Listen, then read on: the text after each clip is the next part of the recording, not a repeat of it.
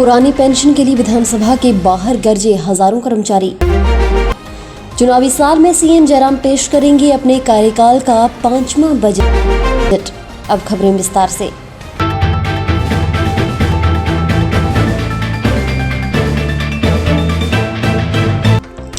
हिमाचल की स्थानीय बोलियां अब सरकारी स्कूलों में पढ़ाई जाएंगी। प्राथमिक स्तर पर नौनिहाल विभिन्न जिलों के प्रचलित शब्दों को जानेंगे। इसके लिए सभी जिलों के शिक्षा और प्रशिक्षण संस्थान ने मैपिंग शुरू कर दी है।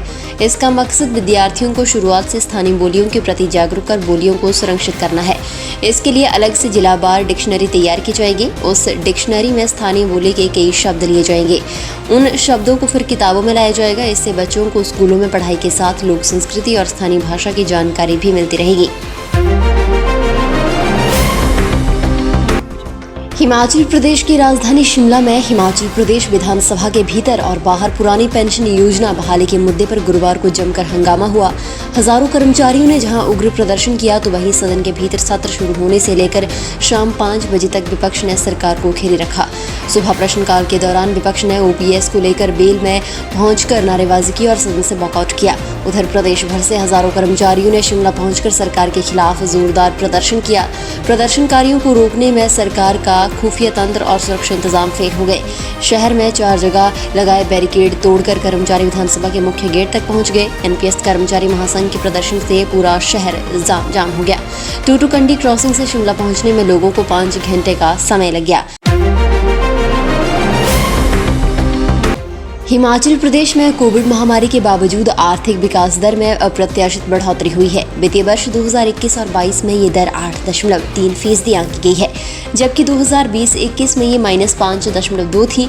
इस तरह से इसमें करीब 14% की बढ़ोतरी हुई है। प्रति व्यक्ति आय भी 10% की बढ़ोतरी होने का उसमें अनुमान है। ये 2,01,854 रुपये हो चुकी है, जो राष्ट्रीय अनुमानित प्रति व्यक्ति आय से 51,528 रुपये अधिक है। मुख्यमंत्री जयराम ठाकुर ने गुरुवार को सदन में वित्तीय वर्ष 2021-22 का आर्थिक सर्वेक्षण प्रस्तुत किया। मुख्यमंत्री जयराम ठाकुर शुक्रवार को यानी कि आज हिमाचल प्रदेश विधानसभा में चुनावी साल में अपने कार्यकाल का 5वां बजट जो है वो पेश करने जा रहे हैं। सीएम जयराम ठाकुर सुबह 11 बजे बजट भाषण पढ़ना शुरू करेंगे। जयराम कर्मचारियों, कारोबारियों, युवाओं, महिलाओं, बुजुर्गों समेत समाज की सभी श्रेणियों पर फोकस करने का प्रयास करेंगे। वार्षिक बजट टैक्स फ्री हो सकता है। सीएम वित्त वर्ष 2022-23 के लिए करीब 55,000 करोड़ रुपए के बजट अनुमान पेश करेंगे। प्रदेश की आर्थिक स्थिति बहुत पतली है। वर्तमान सरकार पर करीब 70,000 करोड़ रुपए का कर्ज चढ़ने जा रहा है। दिन प्रतिदिन बढ़ रही डीजल और पेट्रोल की कीमतों के बीच एक युवा इंजीनियर ने स्टार्टअप योजना के तहत सरकार की मदद से 20 पैसे प्रति किलोमीटर के खर्च वाला इलेक्ट्रिक ऑटो रिक्शा तैयार किया है। युवा इंजीनियर का दावा है कि 4.5 किलोवाट की बैटरी महज 25 रुपए की बिजली खर्च पर चार्ज हो सकेगी। एक बार चार्ज होने के बाद ऑटो 120 किलोमीटर चलेगा। ये बैटरी चलते समय भी सोलर एनर्जी से चार्ज होगी। कुल खर्च 20 पैसे प्रति किलोमीटर आएगा। डीजल के ऑटो की बात करें तो उसमें करीब 4 रुपये प्रति किलोमीटर और पेट्रोल में करीब 4.5 रुपये प्रति किलोमीटर खर्च आता है। इसका हर साल सर्विस चार्ज 50,000 तक आता है। सोलर और इलेक्ट्रिक बैटरी वाला ये ऑटो 2 साल तक 1 भी रुपये मेंटेनेंस पर खर्च नहीं करवाएगा।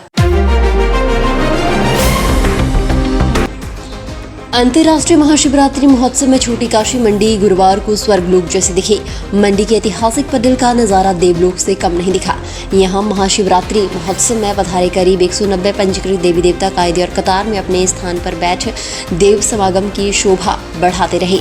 देव ध्वनियों से पूरा पडल गुंजायमान रहा और श्रद्धारस में लीन हजारों भक्त देवी देवताओं के सामने शीश झुकाकर आशीर्वाद लेते रहे। तो वहीं पडल मैदान में अलौकिक देव मिलन भी देखने को मिला।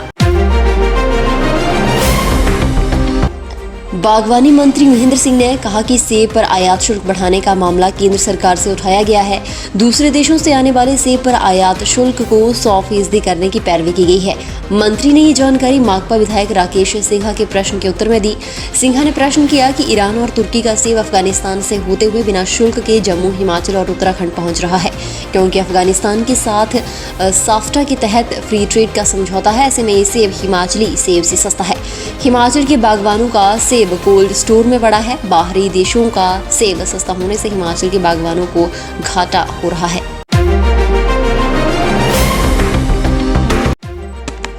हिमाचल प्रदेश के मुख्यमंत्री जयराम ठाकुर ने कहा कि प्रदेश में 17.28 लाख कार्यात्मक घरेलू नल कनेक्शन हैं और वर्ष 2022 के दौरान 1.25 लाख FHTC प्रदान किए जाएंगे।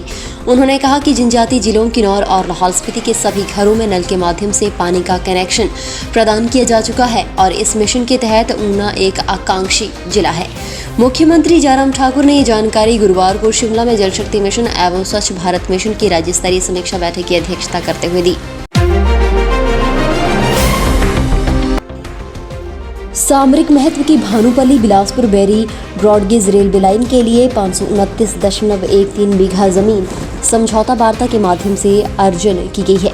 20 से लेकर 34 किलोमीटर तक की भी सभी औपचारिकताएं पूरी हो चुकी हैं और भूमि अधिग्रहण का कार्य पूरा होने के साथ ही रेल लाइन की 3 बड़ी टनल के टेंडर कर निर्माण कार्य भी आरंभ कर दिया गया है। ये खुलासा बिलासपुर के उपायुक्त पंकज राय ने किया है। गुरुवार को उपायुक्त ने भानुपल्ली बिलासपुर बेरी रेलवे लाइन की प्रगति कार्यों की समीक्षा बैठक की और संबंधित अधिकारियों से फीडबैक भी लिया। सहकारिता क्षेत्र में चल रहे प्रदेश के एकमात्र शिक्षण संस्थान हिमकेप्स nursing and law college Badhera में BAMS कोर्स शुरू करने के लिए कवायद शुरू कर दी गई है। इसी कड़ी में हिमकेप्स संस्थान द्वारा एक अत्याधुनिक अस्पताल भी खोला जाएगा। हिमकेप्स शिक्षण संस्थान के संचालक मंडल ने इस दिशा में प्रयास शुरू किए हैं।